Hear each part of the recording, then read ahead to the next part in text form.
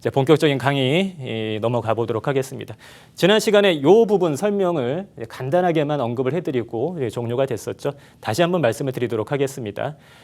매 10년 주기로 서울시 도시 및 주거환경 정비 기본계획을 수립하게 되어 있다라고 말씀을 드렸죠. 이 좌측에 보이는 것이 2004년도에 제정이 된 2010 정비 기본계획이 되겠고요. 또 우측에 보이는 것이 2020 정비 기본계획이 되겠습니다.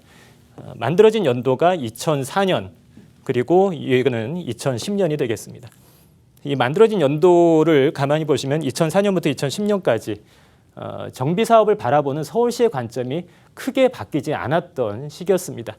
2004년도는 뉴타운 사업의 전성 시대였죠. 여러분들이 잘 알고 계시는 한남 뉴타운 3구역 사업 시행 인가 16년 만에 이뤄냈다라고 신문에 보도가 됐던 것을 기억을 하실 것입니다. 왜 16년으로 이제 카운트를 하냐면 2004년도 이 정비 기본계획이 만들어질 당시에 정비 예정 구역으로 들어가 있었기 때문에 그때부터 카운트를 해서 사업 시행 인가까지 16년이 걸렸다라고 이야기를 하는 것이겠죠. 그런 식으로 여러분들 귀에 익숙한 대부분의 뉴타운 이 정비 예정 구역들이 2004년도에 제정이 된 2010 정비 기본계획에 들어가 있었습니다. 그리고 시간이 흘러서 2010년도에 다시 2020년도를 바라보는 정비 기본계획을 이제 만들어야 되는 것이었겠죠. 이 2020 정비 기본계획의 내용은 앞서 만들어진 2010 기본계획의 내용을 좀 차용하면서 먼저 번 계획에서 정비 예정구역으로 지정되었으나 시행에 이르지 못한 미시행 지역들을 어떻게 효율적으로 빨리빨리 재개발을 시켜줄 것인가 이런 부분에 초점을 맞춰서 진행을 하고 있었습니다. 근데 바로 이 다음에 나오는 2025 서울시 도시 및 주거환경 정비 기본계획부터는 180도 달라진 양상을 보이게 됩니다. 5년마다 타당성 검토를 할 수 있다. 그리고 변경된 내용을 다시 반영할 수 있다라고 말씀을 드렸죠. 2020년도에 한번 만들어졌고 2030년도까지 기다리지 않고 2025 큰 틀을 완전히 바꿔버리는 정비 기본계획이 만들어졌던 것입니다. 제정된 연도가 2015년도죠. 2011년을 기점으로 서울시에 굉장히 큰 변화가 있었습니다. 어떤 변화였는지는 여러분들께서 익히 유추해 보실 수 있을 거라고 생각이 들고요. 그래서 2010년도에 만들어진 기본계획하고 2015년도에 만들어진 기본계획은 정말로 판이하게 다른 내용을 담고 있습니다. 이 2025 기본계획의 내용을 간단한 골자만 언급을 해드리자면 일단 아파트 위주의 공급 자체를 부정하는 그런 내용들이 들어가 있습니다. 아파트 위주의 획일적인 공급 이것이 문제였다. 똑같은 상황을 보고서 어떤 관점에 따라서는 이것이 좋게 평가를 받을 수도 있고 나쁘게 평가를 받을 수도 있을 것입니다. 그래서 그 판단은 저는 하지는 않겠고 여러분들 각자의 몫으로 남겨두겠습니다. 일단 근데 이 기본계획에 담겨 있는 내용 자체는 아파트 위주의 획일적 공급은 잘못된 것이다라고 규정을 하고 있습니다. 그리고 규모를 중시하는 도로나 공원과 같은 기반시설 위주로 공급하는 것도 잘못되었다라고 규정을 하고 있습니다. 역시나 이것이 옳은 것인지 그른 것인지는 여러분들이 판단을 해보시고요. 내용 자체는 그렇습니다. 기반시설을 대규모로 넣는 것도 아파트를 많이 짓는 것도 모두가 잘못된 것이다 라고 규정을 하고 있는 것이죠. 그리고 더 이상 정비 예정구역을 신규로 지정을 하지 않습니다. 앞서서 보여드렸던 2020 기본계획까지는 과거에 지정되었던 정비 예정구역을 약간 확장한다든지 보완하는 그런 내용까지 다 담겨 있었습니다만 이제 2025 기본계획부터는 정비 예정구역이라는 것을 그 본문 내용에 들어가 있습니다. 정비 예정구역을 이제 폐지해 나간다라고 언급을 하고 있죠. 그리고 과거에 너무나도 많이 정비 예정구역을 지정을 해놨기 때문에 그것이 서울시 이 도시를 개발을 해나가는 데 있어서 걸림돌이 되고 있다. 너무 많이 지정되어 있어서 시행률이 떨어진다라는 것이죠. 이 직전의 2020 기본계획에서는 다 이루지 못한 시행을 이루지 못한 곳들을 어떻게 빨리빨리 보완해서 재개발 사업을 할 것인가에 초점을 맞춰 놓았다면 2025에서는 너무 많이 지정된 그 탓에 시행을 못하고 있는 것이기 때문에 이제 이 계획이 나온 이후부터는 적극적으로 직권 해제 또 일몰제를 또 적극적으로 적용을 해서 다양한 이 정비 예정 구역들을 이제 해제를 시켜 나가게 되는 것입니다. 제 설명에서 좀 이해를 하실 수가 있겠듯이 2020년도 그리고 2025년도 이 정비 기본 계획의 내용이 굉장히 많이 바뀌었다라는 것이죠. 근데 안타까운 점은 아직도 많은 분들이 이 재개발 사업을 바라보는 투자자들이 과거에 2010 기본 계획에 담겨 있던 내용 그 안에 빠져 들어가서는 이제 헤어나오지를 못한다라는 것이죠. 여기에 들어가 있던 상당수의 정비 예정 구역들이 이제 역사 속으로 사라지고 유명무실해지거나 아니면 아예 재개발 가능성이 없는 곳으로 바뀌어 버리거나 그런 상황인데도 불구하고 그것을 이해를 못하고 새롭게 바뀐 이 2025 정비 기본 계획을 전혀 이해를 하시지 못한 상태에서 과거에 흘러간 옛날 노래만 이제 부르고 있는 경우가 많다라는 것입니다. 투자자들도 마찬가지고요. 또 그런 생각을 부추기시는 분들도 일각에서는 있는 것 같습니다. 굉장히 문제인 것이죠. 시간이 많이 지났고 또 부동산 시장도 급변을 했습니다. 그리고 정비 사업을 전체적으로 관장하는 기본 계획의 틀이 완전히 바뀌어 버렸습니다. 이 점을 좀 이해를 하셔야 될 것입니다. 제가 그래서 추석 때 어차피 시간 많으실 테니까 이거를 좀 서울시 홈페이지에서 찾아서 읽어보시라라고 말씀을 드렸습니다만 읽어보신 분 거의 없겠죠. 알고 있습니다. 제가 설명을 드리겠습니다. 그러면 한 가지 이제 의문을 가지실 수가 있을 겁니다. 정비 예정 구역을 더 이상 지정을 하지 않는다면 그러면 이제 더 이상 재개발을 하지 않겠다는 것인가?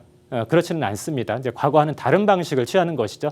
과거에는 기본 계획에서 미리 이 정비 예정 구역을 정해놓고 사후적으로 정비 계획과 정비 구역 지정을 해 나가는 방식이었다면 이제는 사전적으로 그런 정비 예정 구역을 정하지 않고 여기 나오는 사전 타당성 검토라는 이 제도를 이용을 해서 토지 등 소유자가 사전 타당성 검토를 이 자치구청장에게 요청을 하면 자치구청장이 다양한 이 평가 지표를 통해서 주거 정비 지수라는 것을 통해서 지표화하는 것이 점수를 매기는 것입니다. 그래서 일정 점수를 통과하고 제반 요건을 만족시키면 그때 가서 기본 계획 그 다음 단계인 정식 정비 계획을 입안을 해서 이제 서울시에 다시 올리는 것이죠. 그럼 최종적으로 서울시가 승인을 해주는 그런 방식으로 바뀌어 있는 것입니다.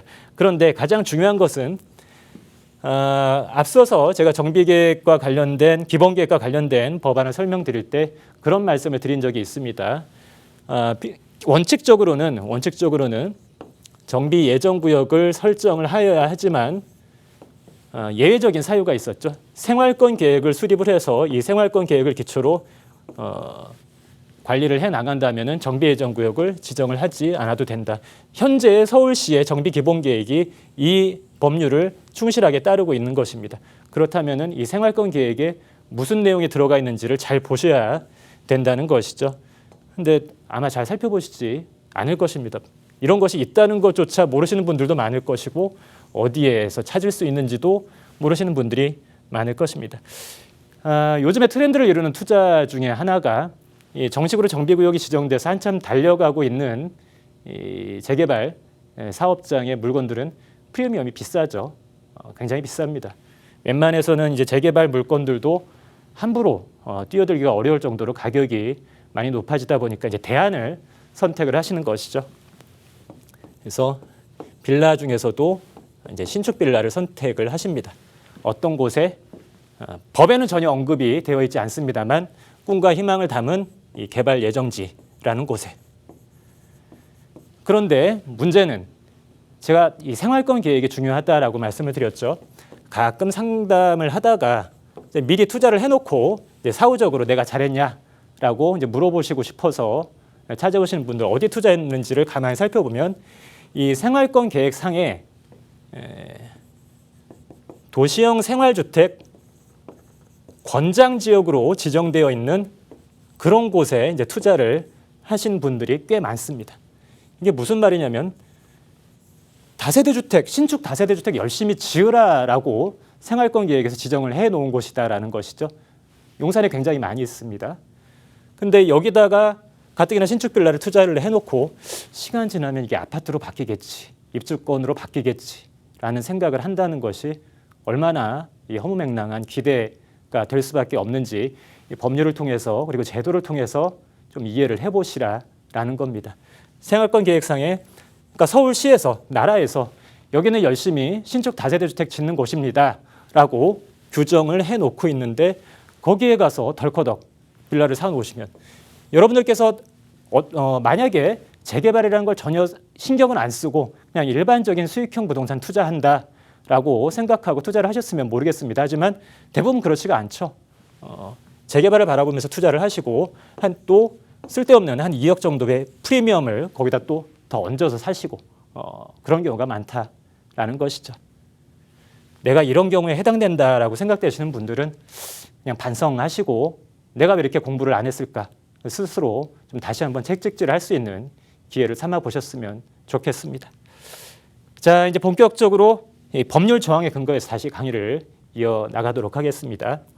제6조를 보시면 기본계획 수립을 위한 주민의견 청취의 절차가 있습니다. 기본계획을 수립을 할 때는 14일 이상 공람을 하게 되어 있고 또 지방의 의견을 청취를 하게 되어 있습니다. 공람할 수 있다는 거 알고 계시는지 모르겠습니다.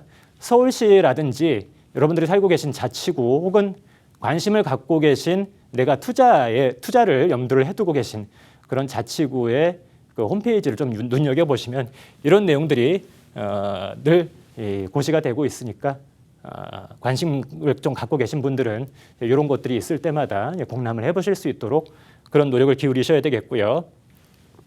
또 경미한 사항과 같은 경우에는 뭐 지문 의견 청취 절차를 좀 생략할 수도 있겠습니다. 그리고 기본 계획을 이제 확정하는 단계까지 가게 될 때는 수립하거나 변경을 하려면 지방도시계획위원회의 심의를 받아야 된다. 이런 말이 들어가 있죠. 도시계획위원회. 어디선가 굉장히 많이 들어보셨던 이 용어일 것입니다. 제가 지난 시간에 음마아파트 관련해서 서울시의 이 도시계획위원회에 상정조차 되지 못하고 3번을 물을 먹었다, 미끄러졌다. 층고와 관련해서 임대주택 비율과 관련해서 또 경관과 관련해서 도시계획위원회에 상정조차 되지 못하고 계속 미끄러졌다. 이런 내용을 말씀드린 적이 있죠. 그것처럼 이 정비사업과 관련된 많은 부분 또 그 이외에 많은 도시군 관리계획과 관련된 부분에 대해서 심의도 하고 있고 또 행정기관에 자문도 해주는 그런 역할을 하고 있습니다. 굉장히 다양한 부분에 있어서 개입하고 있는 단체이기 때문에 이런 용어 정도는 좀 기억을 해두시는 게 좋을 것입니다. 그리고 도지사의 승인을 받아야 된다. 어떤 경우에 대도시의 시장이 아닌 경우에 지난 시간에 한번 말씀을 드렸었죠. 인구 50만이 되지 않는 시와 같은 경우에는 기본계획이 의무적인 수립사항이 아닌 경우에 해당이 됩니다. 근데 그럼에도 불구하고 기본계획을 수립을 할 때는 단독적으로 기본계획을 수립을 할 수 없고 위에 도지사의 승인을 받아야 된다. 예를 들면 시흥시에서 이 정비기본계획을 수립을 하려면 경기도지사의 승인을 받아야 된다. 그런 뜻이 되겠습니다. 쭉쭉 넘어가 보겠습니다. 그리고 최종적으로 이제 확정됐을 때는 또 국토교통부 장관께도 그 내용을 알려드려야 되겠죠. 자, 여기까지 이제 큰 틀이 한번 지나간 것입니다. 정비 기본계획까지의 큰 틀이 이제 지나간 것이고 지금부터 시작해서는 정비 계획과 이제 정비 구역을 한 세트로 엮어서 정비 기본계획은 정비 예정구역과 연결이 된다고 말씀을 드렸죠. 이제 정비 계획과 정비 구역 지정 이 단계까지 넘어가게 되는 것입니다. 정비구역의 지정 단계를 보시면 이 지정권자가 약간 달라지는 것을 보실 수가 있겠습니다. 특별시장, 광역시장, 특별자치시장, 특별자치도지사, 시장 또는 군수. 광역시의 군수는 제외한다라고 되어 있죠. 대구 달성군 같은 경우에는 안 되는 것이죠. 경기도 양평군 같은 경우에는 되는 것이고요. 이렇게 각 지자체별, 각 행정구역별 정비구역의 지정권자가 노후불량 건축물이 밀집하는 등 대통령령으로 정하는 해당하는 구역에 대해서 이 정비구역을 지정하도록 되어 있다라고 법에서는 좀 폭넓게 좀 함축적으로 설명을 하고 있습니다. 이것이 시행령에서 조금 더 이제 세분화가 되고 있고 그리고 서울시 조례, 서울시와 같은 경우에는 서울시 조례에서 조금 더 구체적으로 세분화가 되고 있죠. 이 정비구역 지정 대상 요건에 맞는 그런 구역들에 대해서는 제가 따로 강의 시간을 내서 좀 집중적으로 자세하게 설명을 드리도록 하겠습니다. 그리고 요 내용만 좀 볼까요? 26조 그리고 27조에 해당할 경우에는 기본계획을 수립하지 않아도 된다라고 나와 있죠.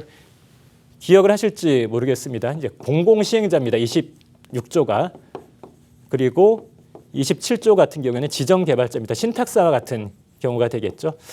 천재지변과 같은 급박한 상황이 일어나서 공공시행자나 또 신탁사와 같은 지정개발자한테 맡겨야 될 그런 상황이 벌어질 때는 급하니까 기본계획을 생략하고 진행할 수도 있다. 자, 이런 내용들이 8조에 담겨 있는 내용이 되겠습니다.